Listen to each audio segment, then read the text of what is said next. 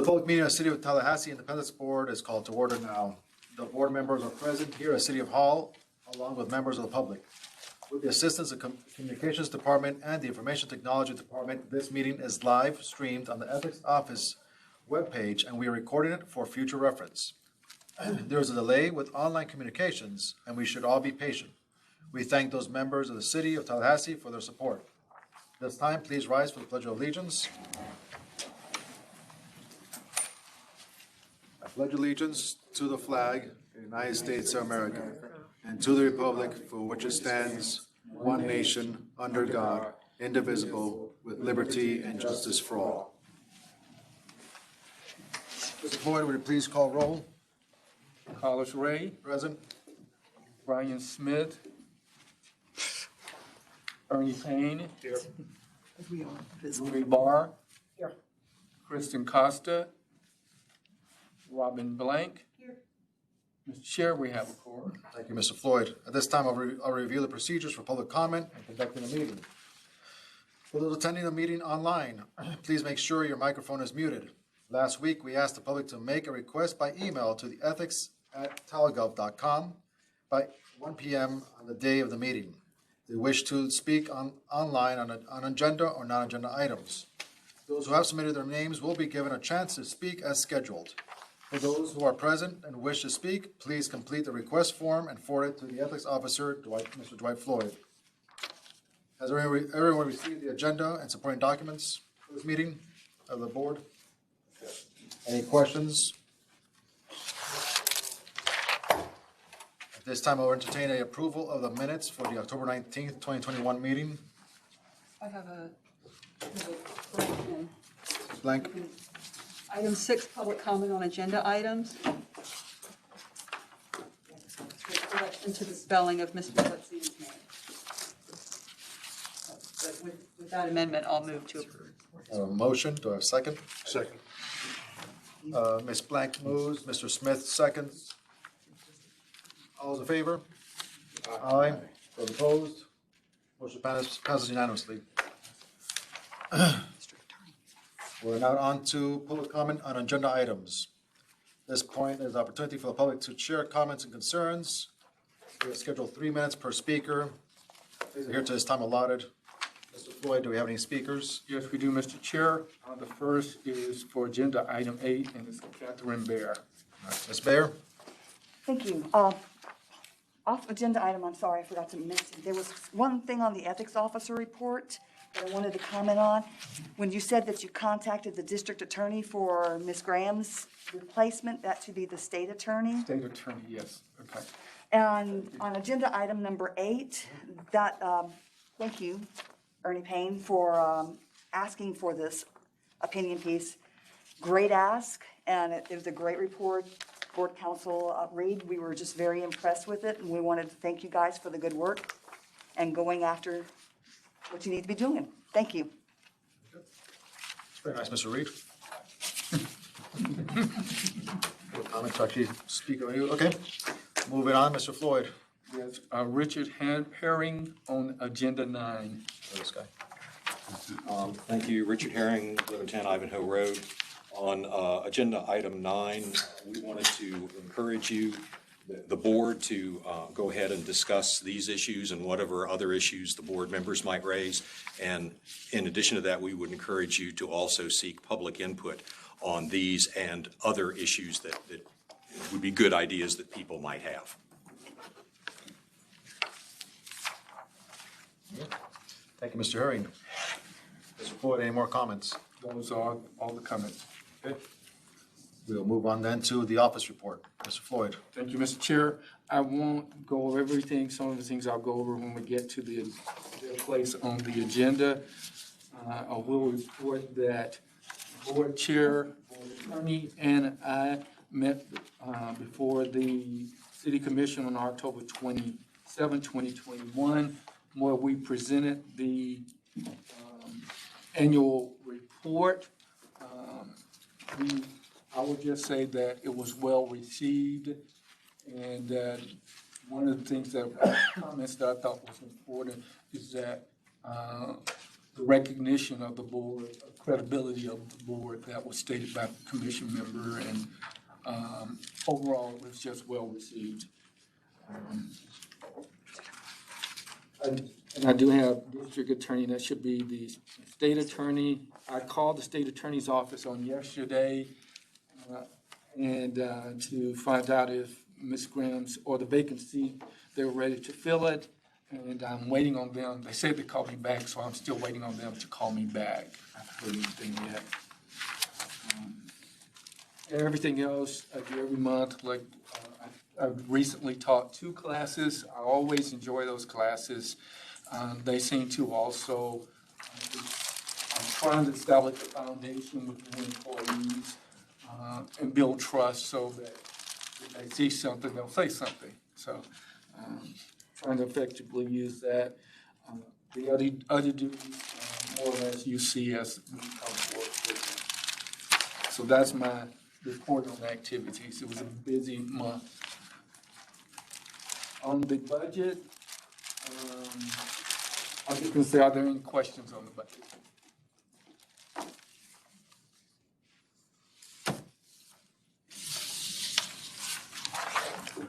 Now I'll go to the monthly issue report.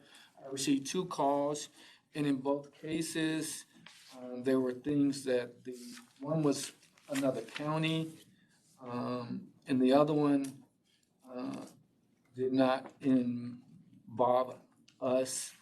She spoke to city officials and was not happy with the response. But her concerns were addressed with city officials, and that had one with her dog from the shelter. But in neither case were those board issues, so I'm recommending that the board close both of those. Is there a motion to close to accept the recommendations of Mr. Floyd to close these complaints? Move to accept. I have a motion by Mr. Smith, a second by Mr. Payne. All in favor? Aye. Those opposed? Motion passes. I reiterate Mr. Floyd what he said as far as our meeting with the city commission. It was very positively received. It was a good presentation too by Mr. Floyd, and Mr. Reed also went up there to discuss, I think, the recommendations at one point. So it was a good audience, and overall, I think we are moving in the right direction as a board. And I think the city sees that as well. And I'm very happy with the work that we have received from our staff on this process. Moving on to agenda item number 7, old business. Yes, thank you, Mr. Chair. And I would note that for the record that Kristen Coster and Brian Smith are now in the meeting. So we have a full body. On the recommendations to the city, I actually met with the city manager prior to the presentation with city commission. And what we discussed, one of the things we discussed is a later agenda item where the board will review different topics that have been recommended that the city commission members have suggested we vet. One of them used that term. And what we talked about was giving us a little time to go through those and vet any of those if we so choose, so we can present all of them at one time with the other recommendations. So we're looking at the first quarter of next year, possibly January, to conduct a workshop. But the mayor and commission members have all, and the city manager have all said that there will be a workshop, and they are looking to have a workshop. So there's no question that we will address what we recommended and perhaps other issues. They seem to be open. I think that should be a goal, to have a full package ready to go by the workshop. The idea being that everything we can, I don't want to piecemeal this after the workshop. We still have more ideas, so let's try and get everything we can before that workshop, so we can present everything that we have before the board and the commission, so we can get that done. And if more ideas come up, it'll be, I don't want to spread out this process as much, keep as close as possible. So hopefully from now until the workshop, we can get all of our recommendations in, vet them, and properly report them back to the commission. Sure. So that's my report on that. Any questions? 7B is update on campaign contribution refund program committee, and I want to thank Ernie for helping me with that. We sent out an email. Well, first of all, I got a list of all of these neighborhood associations that are recognized by the city, contact information. I sent an email to all the neighborhood associations. I got one response. I sent a second email, and it went from 1 to 5. So I'm going to keep knocking on doors. But it's a good, we have from Waverly Hills to Griffin Heights, so we'll have a good mixture, which is part of what we want. Plan for a meeting the early part of December before everybody gets into the holidays. First, to educate, because I think that's the most important thing, to educate people on what it is, why it is, and the implications of it. I may even invite Seattle to share what they're doing and what success they're having and what it means to the community, because I think that's important to the people that will give us ideas. And then in that same meeting, we'll begin brainstorming how we can be most effective with this program. So far, we're doing all this without spending any money. Mr. Floyd, do you have like a short, like little, I don't know, a pamphlet, a little sheet of paper to tell him what the program is? Because I was thinking right now, there's probably a few candidates already registered to run in the city. If we can send them just a bullet, a blurb or something to them. There's a program that exists right now. If you're aware of it for your campaign contributions. Yes, I can create something. There's something on the website, I believe. Yeah, the website needs updating, and that's something. So something, something I'll create it. on the website, not so much text. That's better.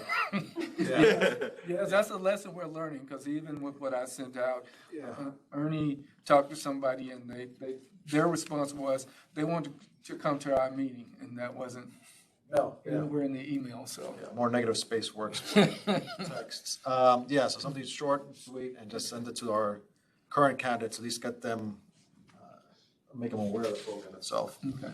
And we've contacted FAMU and TCC and FSU also to try to get representatives, student representatives, because they vote in the city. Yeah. So, How's our relationship right now with the supervisor elections as far as including material? Because I know when I ran, they gave me like a folder of all this stuff, with signs and how to do everything. Is there a way we can include something in there for? we can see. Okay, that could be a good idea too. Yeah. Something in there. Okay, We are also involving the League of Women Voters. that'd be good. That's a good idea. All right. So we're making progress. Yes, sir. Okay. That's all I have on that. Thank you, Mr. Floyd. We're on to agenda item number 8, board jurisdiction concerning outside agencies. The floor is yours, Mr. Reed. Yes, members, and I don't know if you've all had an opportunity to review the rebuttal by the city attorney's office. I think she brings a lot of good points to the discussion. I think that my opinion, as the chair and Mr. Floyd will attest, took quite some time to get to, and Blueprint and CRAs under, interlocal and your statute, you could run down rabbit holes all day long. After conferring with the chair, we agreed to bring in my backup counsel to get a second set of eyes. And she ended up going down rabbit holes as well with the CRA statute, saying this is really confusing. And I think ultimately, I broke the memo into three components. The citizen board, commissions, or committees, and largely those do fall within our jurisdiction, and I don't think there's any real dispute in that. Blueprint and CRA, I think, are the high-profile issues that everybody's paying attention to that I think are much more complicated and not as clear. Blueprint obviously is a joint agency between Leon County and the City of Tallahassee. And the commissioners serve on that board. The question is, I now broke it down to members of the board as well as the employees and whether they would fall within our jurisdiction. The board being the commissioners fall within our jurisdiction by the plain language of the charter. The question is whether they're acting in their capacity as a Blueprint director or not. And typically, it's hard to distinguish between the two. But I think one thing that's important to point out is that Blueprint does have separate, you recall they had a newspaper covered, they've defined lobbyists and they have their own lobbyist registration. If somebody were a registered lobbyist with Blueprint, but not a registered lobbyist with the City of Tallahassee, in my opinion, they could take a gift from that person and not violate the city ethics code. And I made that distinction here. Disclosing or using non-public information and the misuse of position. We briefly talked in closed session, if a member is sitting on the CRA and votes to benefit himself or herself, is that a violation of the ethics code or not? And I think that's kind of what I tried to address here. And in a way said we may want to turn to the city commission as the individuals that determine policy for the city for their guidance. Blueprint staff is the one that I know the city attorney's office and myself have gone back and forth and don't necessarily see eye to eye, and I respect their opinion greatly. I feel an employee is an employee. And I think I tend to say, what does the IRS think? Is this person a city employee or are they not a city employee? And I think that essentially gets us to the charter. The charter says city employees. It doesn't say city employees within the control of a certain office or anything. It just says city employee, period, full stop, end of story. And that's the only language that I look at when I make my determination. I may be wrong, and the city attorney feels that I am, and I respect her opinion, and she may be right. But I think that you can't ever go wrong by going to the makers of policy and asking for their guidance, and I think this may be an issue we give to the city commission and say, what do you want? I feel, I don't necessarily agree with the opinion that the city commission can't proactively give us jurisdiction over Blueprint and CRA. I think on certain ways. I mean, I think they can't totally remake it over everything that they do. But as far as a city employee, I think if they want those employees who are listed on the city's website as city employees to be outside our jurisdiction, it's very easy to make that real clear, and that can be done by ordinance, in which they determine who are within our jurisdiction. So, and I think that might be a good idea. Pose some questions. If they're not employees, are they the employee group health insurance plan? Are they paid in the pension? City of Tallahassee has an unusual pension where they don't collect Social Security tax. Those people, are they paying Social Security tax? Are they not paying Social Security tax? I didn't go into those specific issues. I had enough to look through here. And then another one is that the Blueprint 2000 committees, whether a city employee that's appointed to that, I didn't know who those individuals were. Were they people that just work in this building that are appointed there in their own time, or are they employees that have a Blueprint designation serving on that committee or not? And that was something that I thought, I didn't know if it was a subset of all staff or it was the entire staff or it was a whole different group of staff. But again, my conclusion with Blueprint, which is the same as CRA, is I think that it'd be best to go to the city commission and just ask, what do you want? We want to work with you. We don't want to take more jurisdiction than is the intent of the voters primarily in the city commission. And we would be willing to follow their guidance. CRA is a little bit of a different animal because it is authorized by statute.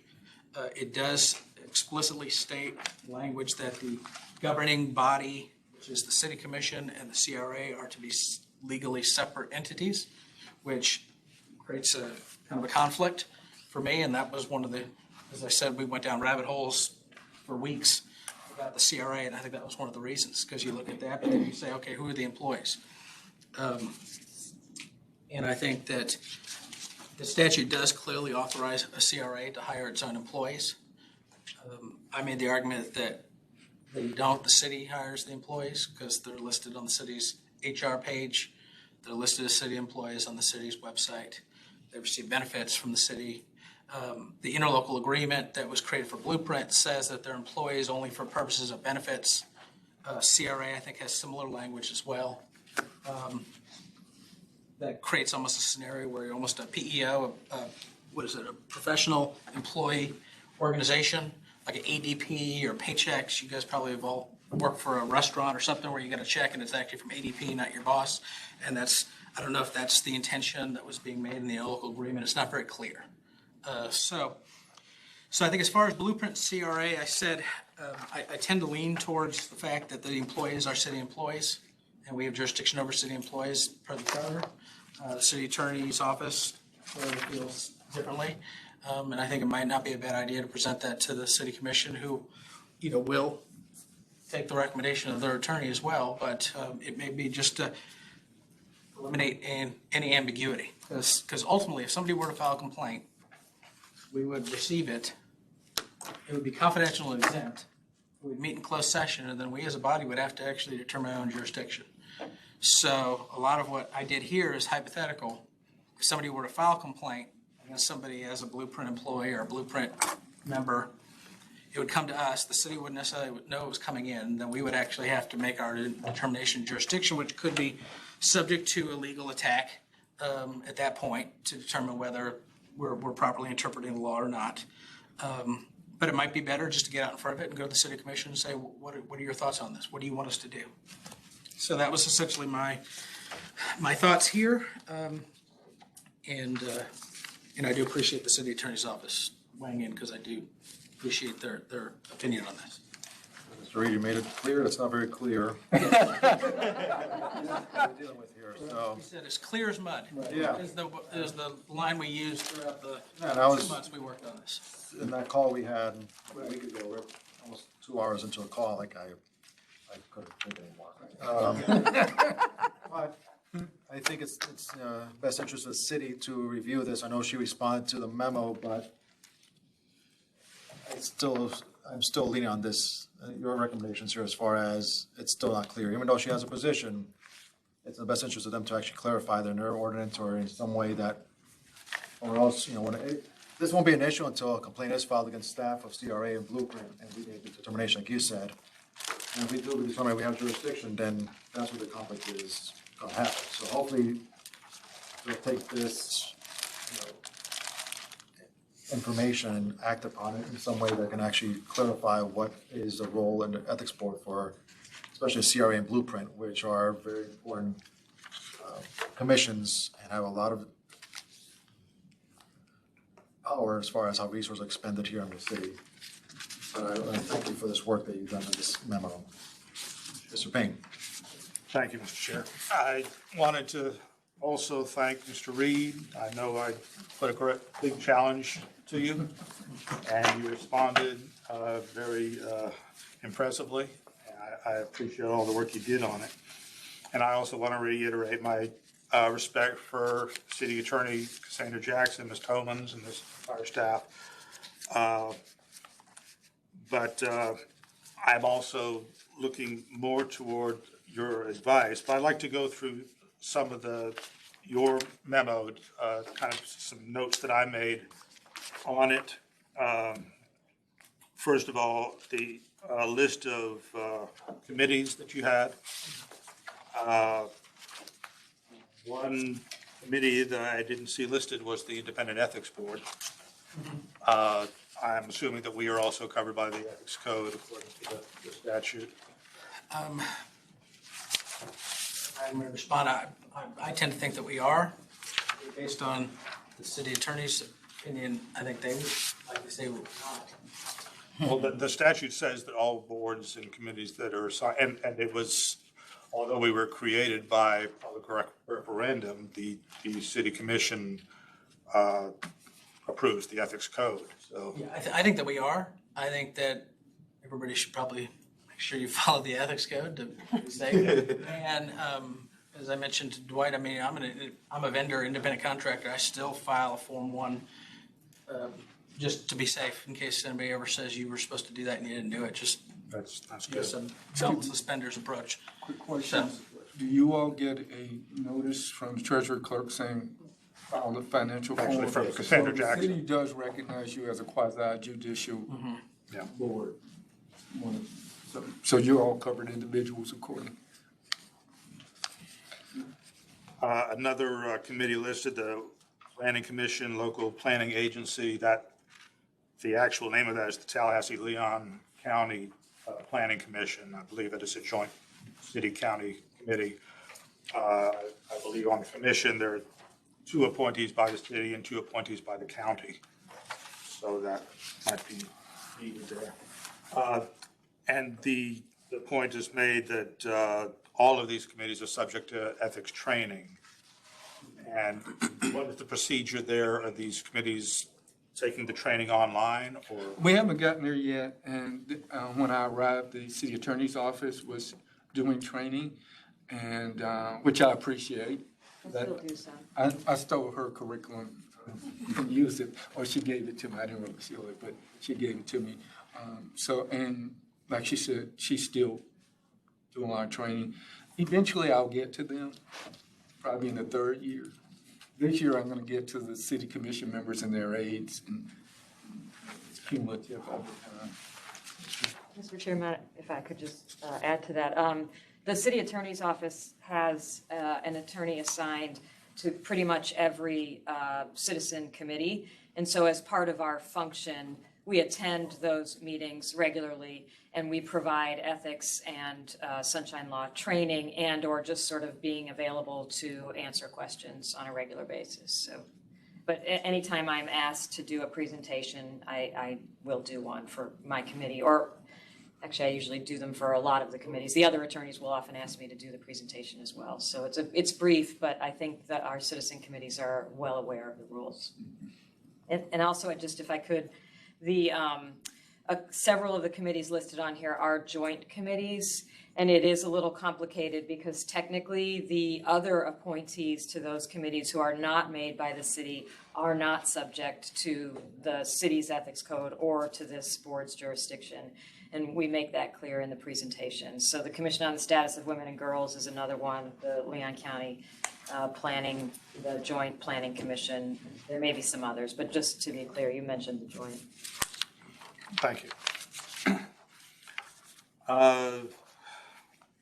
Further on down the discussion of the Blueprint Board of Directors, it points out it makes a distinction between city lobbyists registered with the city and those registered with Blueprint.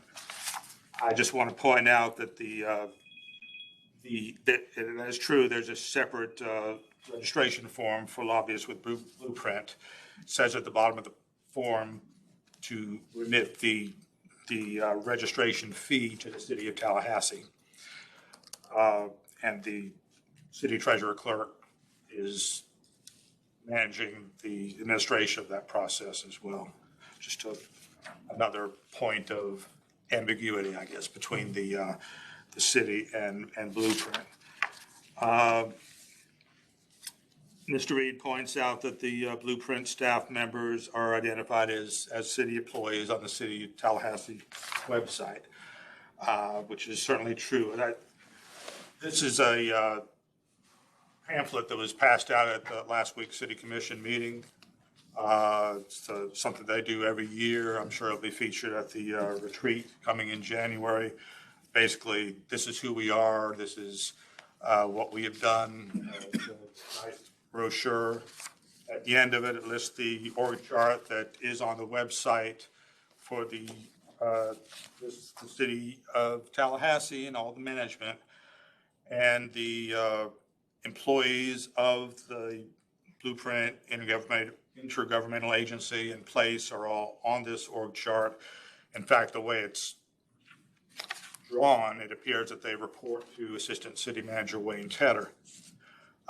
Another point of ambiguity. It also lists Greg Slay, the director of the CRTPA. That was an agency that you didn't address here.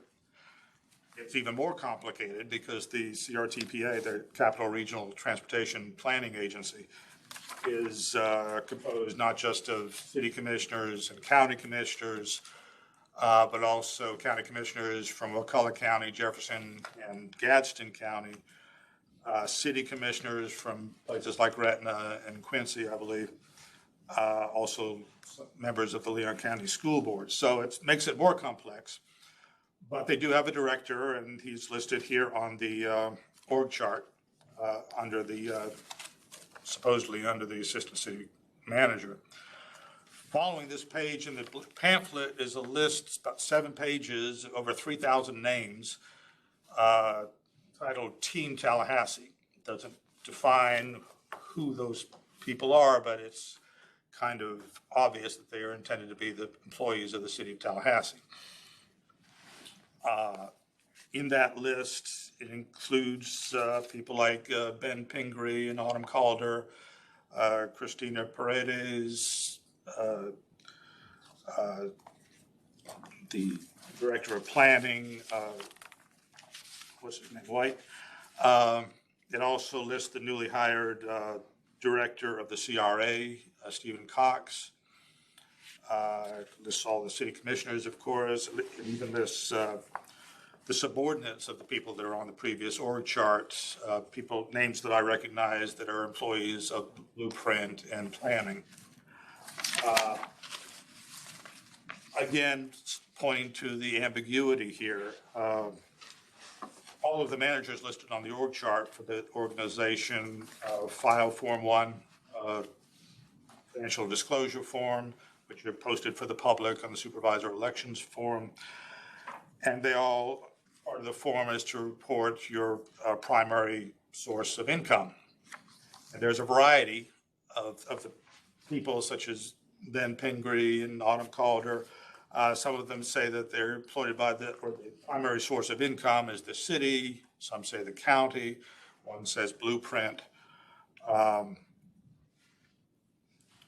Again, ambiguity. In speaking with some of these employees, I know personally they have apologized for the ambiguity of who they are employed by. Everybody wants to be clear on who they are employed by, and it's leading to problems. The point of all this is, again, what Mr. Reed stressed, is the ambiguity of all this. And to me, something like this increases that ambiguity, because this is what the public sees. The public assumes that this is their city of Tallahassee, and they know that the city has an independent ethics board.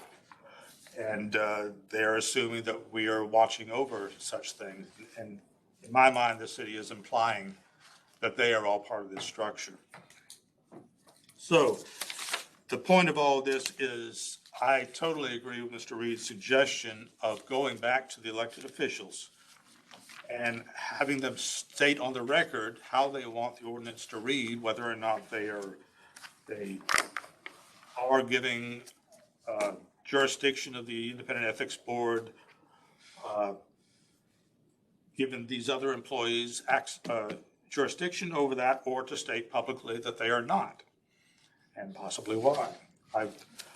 I would also suggest, I'm not sure if it's a good idea, but in addition to going to this city commission, going to the county commission and the county administrator, Vince Long, to get his opinion on this.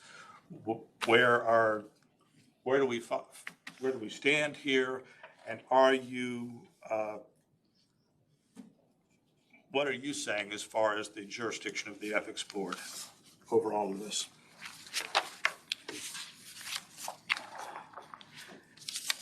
You also pointed out that the interlocal agreement was amended to the extent of employees are only for the purposes of employee benefit administration. I would be very interested to see who made that amendment and why, because it's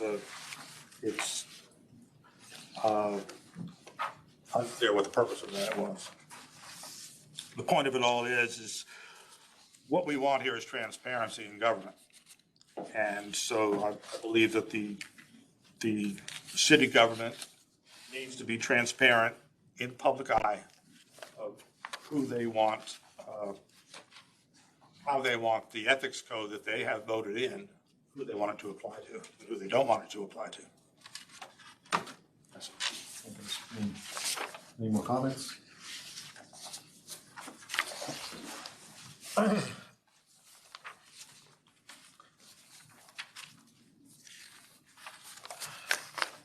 I'm interested in sending, if the board approves this memo and agrees with the, with the position of the legal counsel and make it the position of the board, I would like to send a copy of the memo, with a copy of the legal, with Cassandra's email letter as well, to the commissioners, with a cover letter from me saying, our board, we asked our legal counsel to review this matter. This is the position of the board itself, through this legal memorandum. Enclosed also is a position of your counsel. It seems there's some ambiguity as far as the jurisdiction of the board. We seek, we ask that you consider looking into this matter and clarifying it for the board in the future. If that's okay with the board itself, if they have no issues with that approach, sending a copy of this legal memorandum to the commission with a cover letter for myself. Any concern? We want to request an agenda item. Not yet. Let's give them a chance to read it, digest it. Holidays coming up. That's not, and we also have the workshop coming up in the first quarter. That could be a good time to bring it up as well. And that workshop, this will give them a heads up on some issues we like to discuss with them on that matter. Is there a motion? Any other motion for that, right? Mr. Reed? No? Okay. So then I'll make it so. Any motion to accept the legal memo? I'll move to accept. Move to accept. Any second? Second. Mr. Payne moves, Ms. Costa seconds. All's in favor? Aye. Those opposed? Motion passes. Thank you, Mr. Reed, for the work you did on this question. Moving on to agenda item number 9. Number 9. For the last few months, as it reads, there have been discussions about ethics reform. There have been public meetings with citizens on ethics reforms. There have been recommendations at city commission meetings on ethics reform. And the city commission has suggested that we look at these recommendations and consider vetting them. And with the understanding, is their understanding as well as ours, that, we are independent, so we're not obligated to do what they ask. It's whatever we so choose to do. I've listened to the public meetings numerous times, including today. Listened to the city commission meetings, and what I tried to do was call from those meetings the recommendations that city commission has heard. And my intent today was to bring them to you all individually and to get your up or down on whether you want us to do any homework on these and bring it back to you. So it's not to say that you're going to address it today. It's to say whether it's something you are interested in looking at as a potential reform, such that you would ask us to do some homework on it and possibly bring back a recommendation.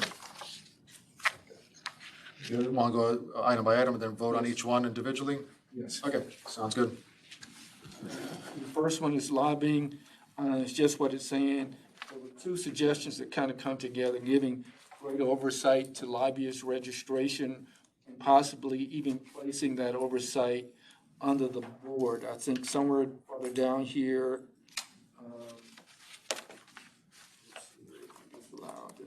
Number 4. No, I thought I had, maybe I overmerged them. Oh, it's number 8. Number 8. Have ethics boards create minimum requirements to be registered lobbyist or vendor. So greater oversight of lobbyist registration is, what would that entail?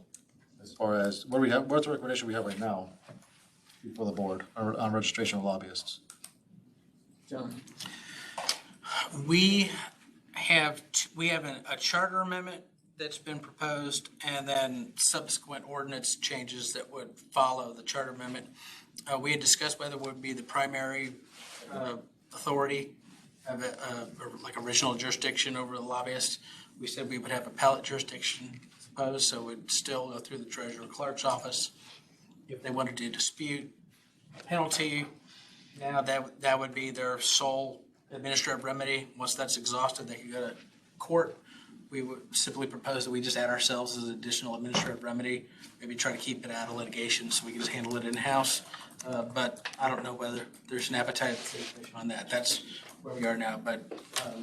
Would you need an amendment to a charter to give us jurisdiction over? Yes, yes. Okay.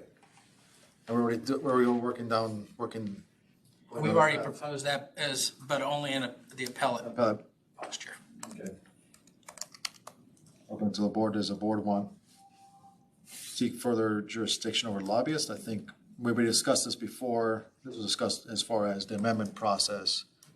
What our jurisdiction would be. We are all in agreement that we're more comfortable being an appellate position than actually being the first one to oversee the lobbyist activity. That's the position of the board?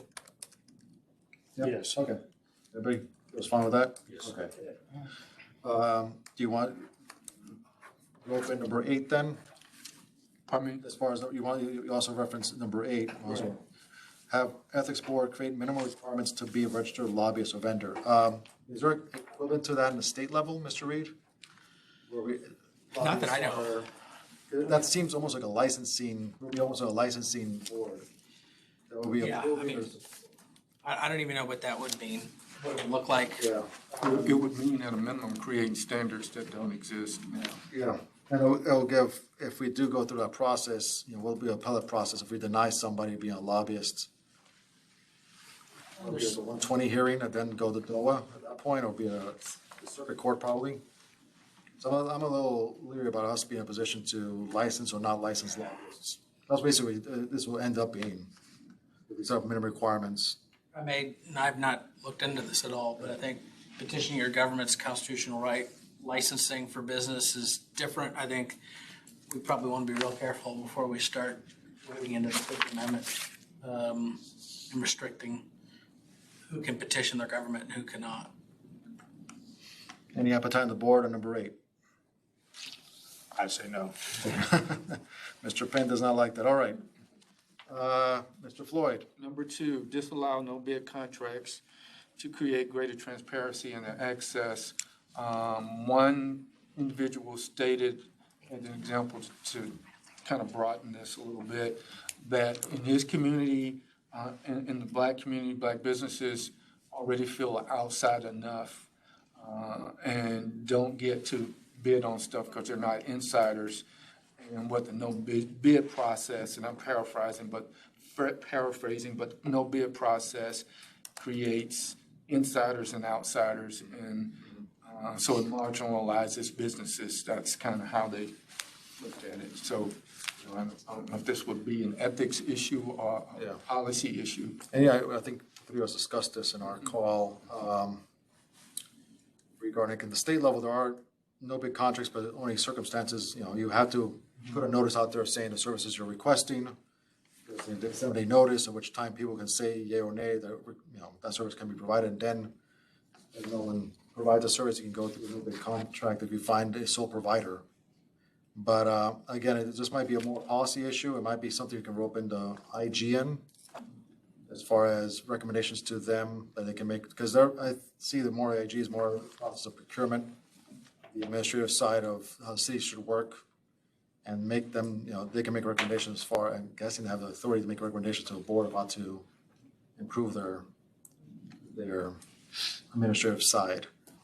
But I leave it up to the board if it's something that you think this is something the board can go on as an ethics, or is this more a procedure and policy that it should be seen more from an IG perspective, that now they have the IG should be the one recommending this process? I would say include it in as you further research. Further research? Okay. You want to do further research on this one? Yes. Okay. I have a motion for further research in a second. Second. Mr. Payne, Mr. Smith makes a motion, Mr. Payne seconds. All in favor? Aye. Aye. Opposed? Motion passes. So number 2, let's look more into the process of what our role could be, or reaching out to the IG itself and seeing if we can meet with them or discuss this matter as well. All right. Number three, Three. apply a lifetime ban to vendors convicted of certain crimes, and these were primarily financial crimes Financial crimes. that we're talking about. So bad check, you can't do business with the state of Florida. With the city of I Tallahassee. think he was talking things like embezzling and Okay, like. embezzling, okay. And, Lifetime ban. and I think that, a lot of this relates back to, former commissioner, what was his name? Alex, yes. And because the concern was that he could spend 4 years in prison, then come back and start again. And so there was a feeling that, people like that should be banned. Vendors. So it's not lobbyists, it's vendors, basically providing services.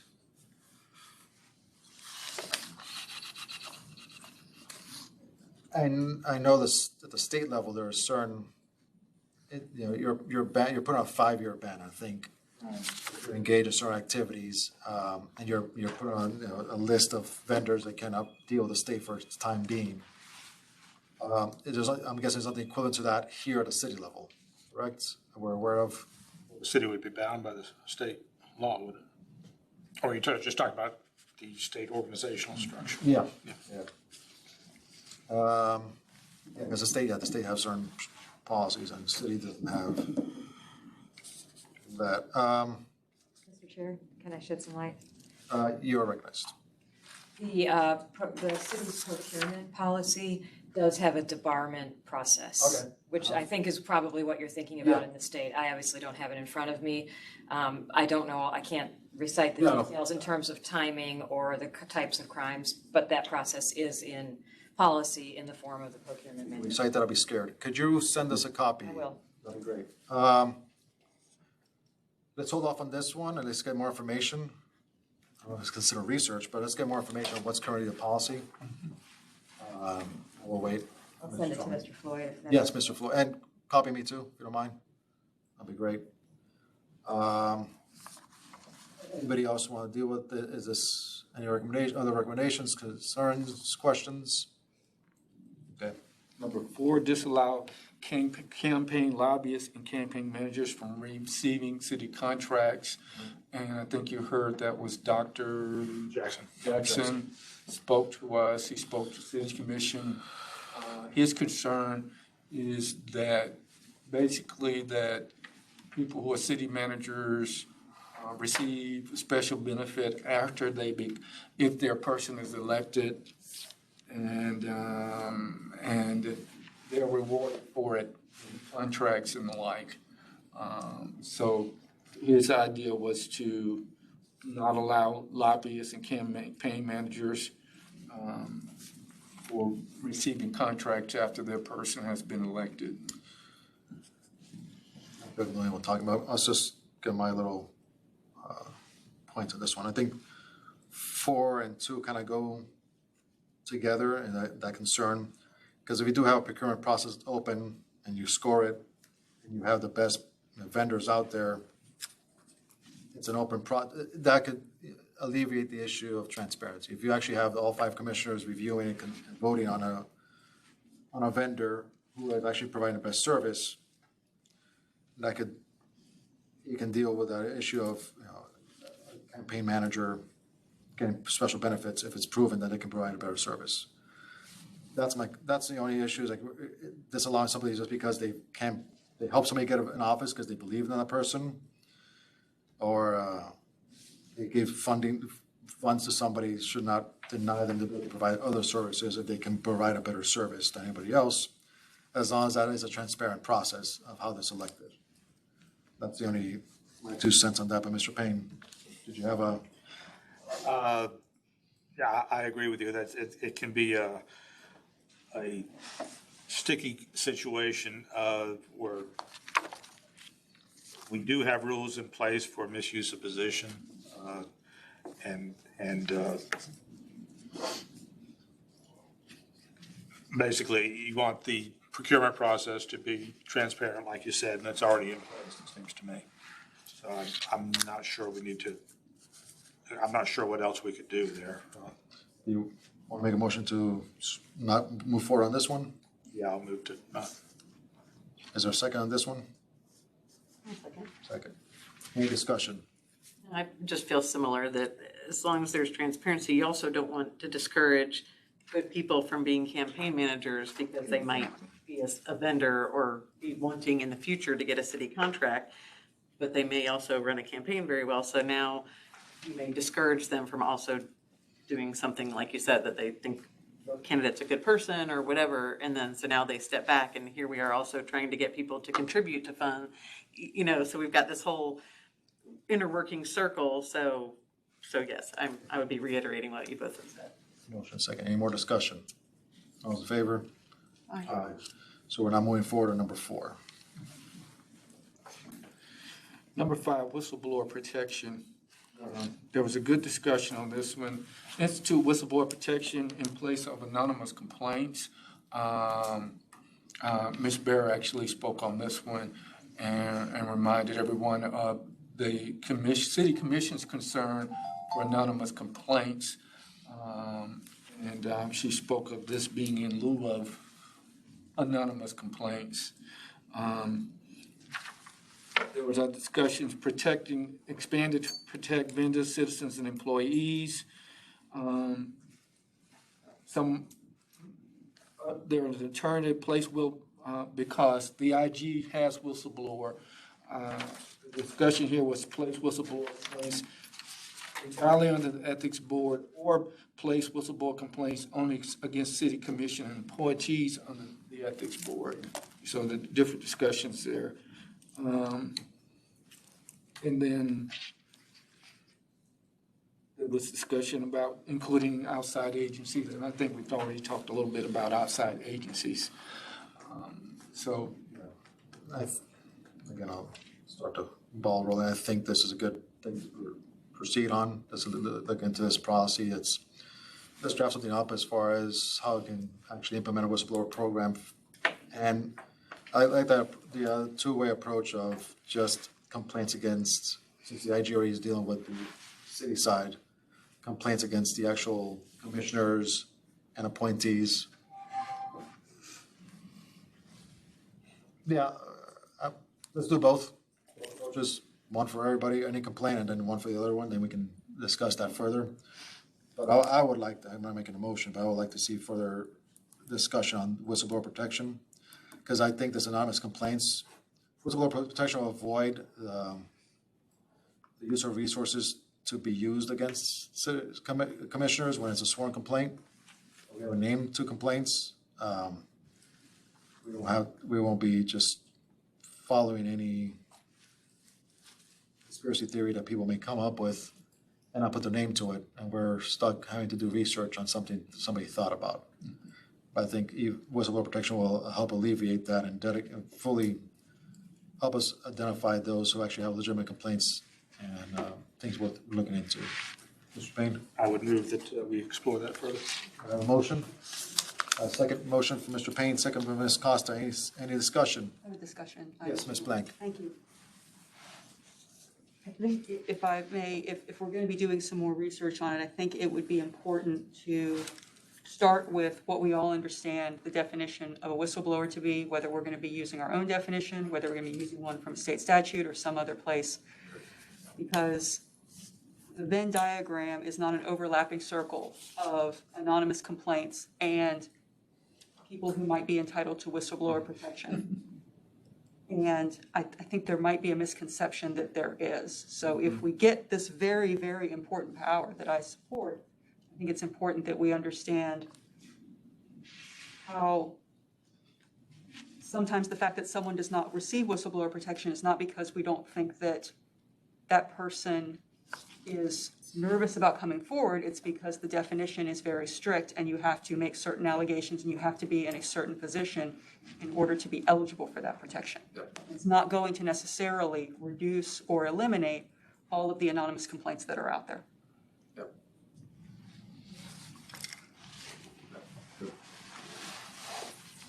Okay. Number 6, reward, okay. You can finish. Motion second, any discussion? All in favor? Aye. Those opposed? Motion passes. Okay. Number 6. Number 6, reward city employees and vendors who submit information that exposes unethical or illegal activity. I think I discussed, my previous job was working in the Attorney General's office in the False Claims Act, in the Medicaid fraud where we have the quitam actions. In those instances, people bring an action on behalf of the government where there's a fault, contract, a fraudulent contract. Any reimbursement the state gets, they get a portion of that. That's something that's reclaimed by the city or the government itself. I don't know if just simply being, you call in something, you get a reward based on how much the reward will be based on, is simply a flat amount, but again, I don't think people are not coming forward because we're not paying them. I think people are not coming forward either they're afraid coming forward, or just don't see it. So, I don't know. I'm a little leery just rewarding people for information that exposes unethical, illegal activity. I don't feel very ethical. I'm not in favor of this one, but I'll leave it to the board. I'm not in favor either. All right. I think it could be right for abuse. Yes, I think this would be another instance of weaponizing the ethics board of putting in spurious complaints for the purpose we've seen before for political ends, and now we're offering a financial reward for the same kind of thing. That was not come out good in my mind. Any further discussion? Is there a motion to not move forward on this one? So moved. Motion by Mr. Payne, Second. second by Ms. Barr. All those in favor? Aye. Those opposed? Motion passes. Okay, number 7, create consequences for violating city rules among vendors and lobbyists. An example is institute penalties such as disqualifying a vendor from bidding on a contract. And again, this is, I think you and I discussed this, is this discussing basically the procurement process? If you don't follow the steps in procurement, is that what they're talking about? I'm guessing if you don't follow the rules, the steps of procurement, you'll be disqualified from that procurement process. What are the, I can't see what it'd be violating as far as what rules would they violate to disqualify them?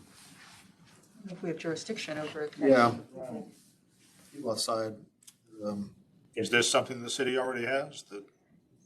This too is addressed in the procurement policy. I think it's basically the same as your number 3, or some part of it.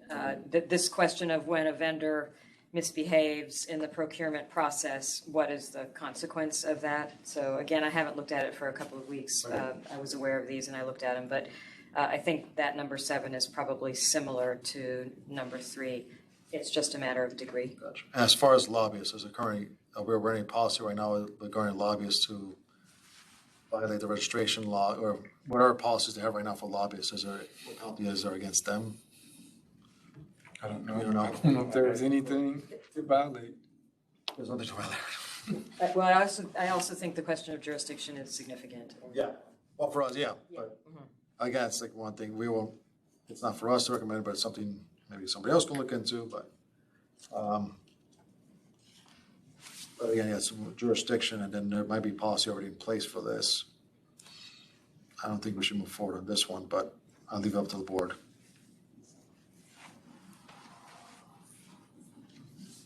I would move this, I have a jurisdictional issue, so I'll make that motion that we not consider. Okay, number 7, all right. I have a motion by Ms. Blank, is there a second? Second. Mr. Smith, I'll give it to you. All right. Any discussion?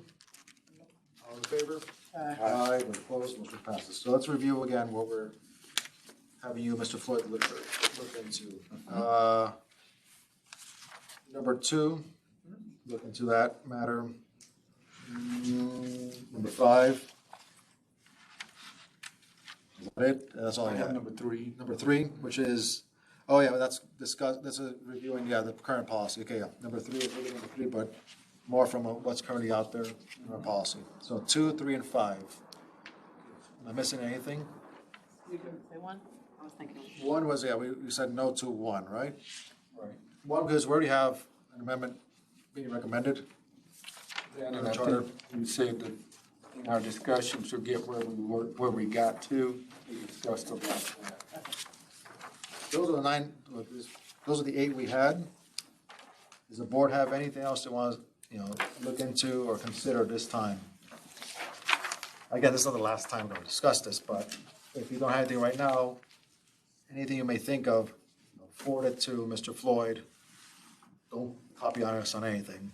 Just Mr. Floyd, and he can look into it.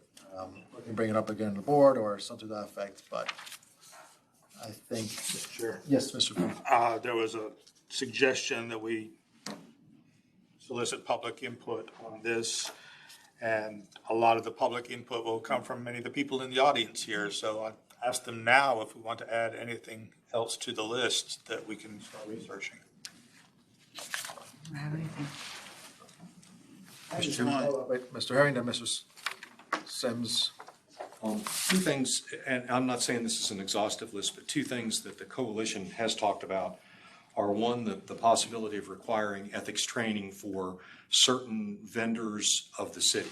I don't know how you would define certain, maybe if the city outsources a function that had been done with city employees, that whoever it gets outsourced to, that those people ought to get some level of ethics training, or vendors who might interact a lot with elected officials.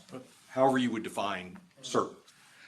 And the other thing would be some sort of a hiatus on considering ethics complaints during election season. Interesting. Let's write that down. Yeah, I think as far as staff, like staff augs, like I know state hires people to into IT to work with to augment the staff, so that could be a consideration. Yeah, that's two good suggestions. Mr. Sims? Yeah. I want to first thank Mr. Reed for looking into the justification of these outside boards. I was just kind of relieved to hear you say rabbit hole after rabbit hole, because that's what it really is. But the clarity of how these boards operate is of very high importance, and it needs to be clear to the public also as well as to where we seek a remedy. Because I just want to reiterate, millions of dollars go through these hands, and they are directed by the city commission because they're considered as staff. So there's a long arm. Also, too, is I'm very pleased that this board is being not going in with an axe and talking about dealing with vendors who have had felons. I'm an ex-felon, and one of the things that I have received calls about, Mr. Chairman, of concerns, especially vendors who do work in the CRA. They don't want to see this as an attack on Ban the Box. There's a difference, because back in 1986, it used to be grand theft by PWBC. That's check writing. So, am I bannable for writing a bad check? Because that's laundering or whatever, the situation may be. And when you go and deal with, especially those vendors that are within that CRA, that is an area where vendors do have backgrounds. And so I want us to be cognizant of that. I also want to mention in reference to the Frenchtown Rising, and this gentleman, I am an ex-felon and I do business with the city, but I think in vetting those proposals, there have to be certain parameters put in place in order, like a pass-through. Like with me, I didn't want them giving me $1 million. I had a fiscal agent. So when you're going through that procurement process, those things are addressed at that time. And last but not least, the whistleblower protection in the grievance process. As of right now, there is a grievance against Blueprint, but it's just floating there because it's ambiguous. Because they are not gonna take the initiative to hear those blueprint things because no one's directing them to hear those complaints. So folks are already filing complaints. And then the reason I asked for, ma'am, and I like the way you phrased it, that we don't give people a false sense of security if we do have a whistleblower. Let them know what that whistleblower protection entails, what it does and what it does not do. And we're talking, and Mr. Payne, this is my final thought. And maybe I process what you were saying. When you're talking about these boards and you hold that pamphlet up, where do I, as a citizen who had a problem with the CRA, and let's say Ms. Sheila, who I love, she's a city employee. If I filed a grievance against Sheila Williams, who works for the CRA, it gets ambiguous. Do her complaint that I file is processed like I would process the little reception girl down in HR? Is that currently happening? No. Example, I file a complaint against a city employee who works in the mayor's office. I was totally left out of that process. And so the ambiguity is not also in the authority of who it's also with, but it's also in the process. And so I just wanted to highlight that, so that we also need to not just look on this on a high level, but just regular employees. Thank you for your time. Thank you, Mr. Chair. Yes, Mr. Floyd. Mr. Herring mentioned a couple. One of them was requiring ethics training for vendors. For vendors, And I do, and I guess he may have an answer to it because right now there isn't a standard with regard to vendors. So you would, other than making them aware of standards for employees, I'm not sure what the training would be. Yeah, I think the only, what I can see is this, at least the ones who are staff, vendors that provide staff augmentation, those that actually are working within the city itself. Maybe those will be roped into the training itself, but like outside vendors, Mr. Reyes? contract, Mr. Simpson, hold on, Mr. Simpson, hold on. I'll give you a position. We have a spot for non-agenda items to discuss. We haven't got to that point, number 10. Right after this, we can discuss that. But let's, Mr. Payne.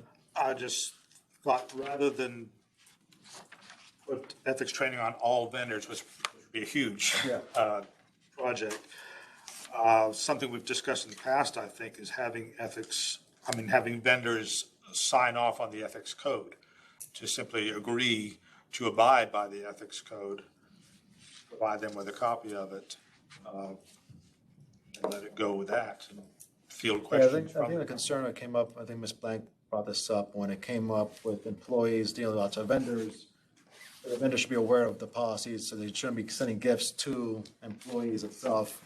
So that could be part of the training itself, as far as letting them know there are policies in place. When you deal with city employees, do not offer them gifts, do not do that nature. It could be one of those things that Mr. Payne said, simply include in our contracts a review. You understand that City of Tallahassee has an ethics ordinance. You will be abiding by these ordinances while dealing with the City of Tallahassee itself, which means, when you deal with city employees, this is the procedure. So I think you can work with the city on that. Mr. Drummond. It already exists. Already exists. I don't know if So- it's exactly in that form, but again, through the procurement process, there's an acknowledgement of ethics. It actually really goes beyond that. There's a requirement for disclosing potential conflicts of interest and some of those kinds of things. I think you'd find that the procurement manual is very big. Okay. There's a lot of pages to it, and I think there's a lot of things addressed in it that you might be considering here. So I'm happy to provide that to Mr. Floyd and point out the areas that he might be interested Is that in. manual Charles, available somewhere online, or is it you just have a PDF? The procurement. I know how to get to it online. I'm not sure, it probably is available to the public, but I know how to access it internally, but I can find out how to access it from the external. That'd be great. John and I have been exposed to some of the points and actually gave inputs, Okay. some of that, Right. so Yeah. I'm aware of it. Yeah, I remember discussing that as well. Right. The conflict of interest one. Right. Yep, okay. And the other one was the, Hiatus during elections, and I laughed and smiled because meeting with the city manager, he basically warned me that it's election time, and so I don't know how that, it sounds like a great idea, but how will we actually, I don't think you can. No way Yeah, to you can't define do that. election season. yeah, it's like, it's starting now. Yeah, it's, We just gotta be ready for it. yeah, I wish I could, because it Yeah. would make my life. Oh, yeah, it'd be easier. lovely. I don't like people trying to use us. No, Mr. Reed. I think previously when Mr. Herring was the chair, I think the issue was the 11th hour surprise, the October surprise issue. And I think when I was brought on prior as an advocate, when I was not the board counsel, I know we did an expedited probable cause hearing on complaints that were filed against the then mayor. So we would avoid that because he was running for governor at the time, and we wanted to make sure it didn't get dragged into the campaign and we were being used, and we did that. So we may want to provide a window where within a certain number of days we provide, because I think we have like certain time periods on when we consider issues. Usually if we get a complaint, we don't bring you guys immediately. We wait till the next monthly meeting. Maybe when we get closer to the elections, we maybe start calling special meetings for that very purpose. That could be a solution. But okay, Yes. got you. Okay, that could work. That works. Okay. Any other questions, discussions on number 9 from the board? All right, moving on to public comments, and I'll let it up, I'll be a little bit, give you a little leeway, it can be on agenda items as well. Just to- We voted on, but if you want to discuss issue number 9, you can do it now as well. So right now is the time for public comments. Do we need a speaker cards for them for this? We don't have them, but I can tell them. Mr. Sims? I got a text message that I left off that someone wanted me to talk about, and that's campaign signs. Campaign sign. And I hate dropping names, but there's one like TerraCore, owns a lot of property. I worked with campaigns before. That's a value. If someone's allowed you to put their sign on those multiple TerraCore properties, and you don't open that up to every campaign, then that's a value. And in past, individuals who are running take advantage of that, and to show you, and I don't want to drop any name, to show you, because I know I work these campaigns, a new person who is not endorsed by TerraCore cannot put their signs on Winn-Dixie, none of those places around there. And they employ people to come and pull your sign up if you put them there. But then when you get elected, they allow you to put your signs there for free. That needs to be addressed because his name came up in corruption trial and a partner. So if we're going to keep this level, yeah, I said that. That's all she wanted. I was just going to mention the state law on what we were just discussing, the no ethics complaints was 30 days prior to an election. I was just going to mention that because you'd mentioned dates. So no complaints, 30 days before our election, no complaints are accepted? We'll have to put Is that, that just for the candidate?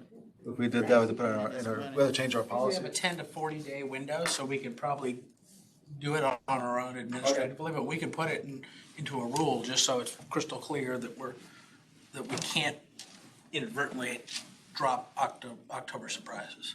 Okay. May I, Mr. Chair? Yes, you're recommending. It's not that they're not accepted, it's just that probable cause is not, it remains confidential Thank you during for that clearing window. that up. She That's was- true in ethics and also in elections, but it is statutory in both of those instances. Good idea, very good idea. So we had some of the things we can change in our policy. For 30 days, we won't hear, we'll keep those confidential. Let's discuss our next meeting. On my legs, sir. I think what Mr. Sims brought up about elections signs could be a very particular situation. I'm not sure how we could address it, but I think it'd be worth at least exploring what could be done about that. And there may be, I don't know if there's state statutes in place already or what, but it's a valid issue that there are certain property owners in town that are also listed as campaign contributors and on people's websites and stuff. So it's I don't think we should ignore that issue. Want to include it in the next research as well. There's a little review on election law. Any more public comment? I'm gonna be on the people's court, look for me. All right. Good luck. I film Friday. All right. Member discussion regarding items for future meetings. As far as future meetings, I think Mr. Floyd mentioned that the next meeting in December is right before the week of Christmas. Is there I would suggest, I suggest to move the meeting a week prior, which would be what, Mr. Floyd? The 14th. December 14th? Thanks, Reed. So, suggestion from the chair, if the board wishes to move on it, is to move the December meeting to December 14th, same bad time, bad place. If, that's my suggestion. I so move. Motion from Mr. Payne, second. Second. Second from Mrs. Barr. Any discussion? All those in favor? Aye. Those opposed, motion passes. So we are moving the December meeting to December 14th. Same time. Same location. Okay. Any directives from the board? I think Mr. Floyd has enough. Let's leave him alone. Ms. Costa moves, Ms. Blank seconds to adjourn. We are adjourned.